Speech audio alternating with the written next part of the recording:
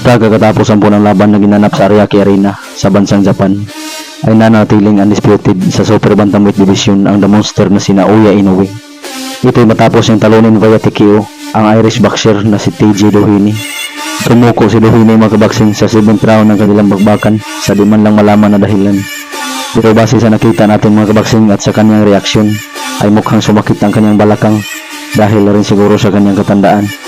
Itsos lang po mga kabaksing, hindi pa po natin talaga alam kung saan banda nagka-injury si Doheny.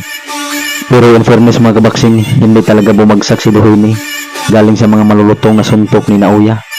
Kung hindi lang sana nagka-injury si Doheny mga kabaksing sa round 7, ay baka umabot pa ng desisyon ng kanilang laban. So dahil sa kanyang pagkabigo mga kabaksing, ay nalasap ni Doheny ang kanyang ikalimang talo na may 26 wins with 20 KOs. Samantalang ang Japanese monster na si Naoya Inoue ay nananatiling hari sa Super Bantamweight Division na hawak ang 4 na titulo na may kartadang 28 wins with 25 KOs undefeated.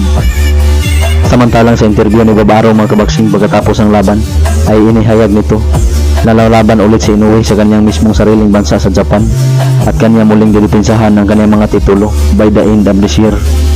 So ibig sabihin mga kabaksing, ngayong darating na buwan ng Disyembre ay muling didipinsahan ni Inoue ang kanyang mga titulo sa bansang Japan pa rin. Dagdag pa ni Araw mga kabaksing na by next year ay lalabas na ng bansang Japan si Inoue o kanyang lungga at doon na sa Amerika gaganapin ang kanyang mga laban.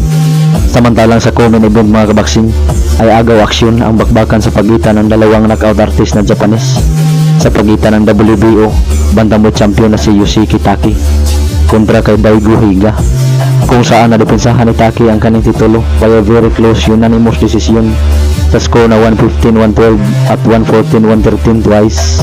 Bumagsak pa ang kampiyon na si Yoshiki Taki mga kabaksing sa round 11.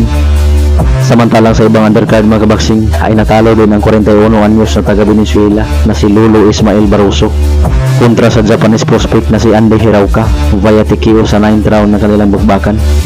3 beses bumagsak si Lolo Barroso mga kabaksing, isa sa round 6 at 2 beses naman sa round 9. So dahil sa pagkatalo ni Lolo Ismael mga kabaksing ay umabanti ngayon ang kanyang talo sa 5 na may 25 wins with 23 KOs.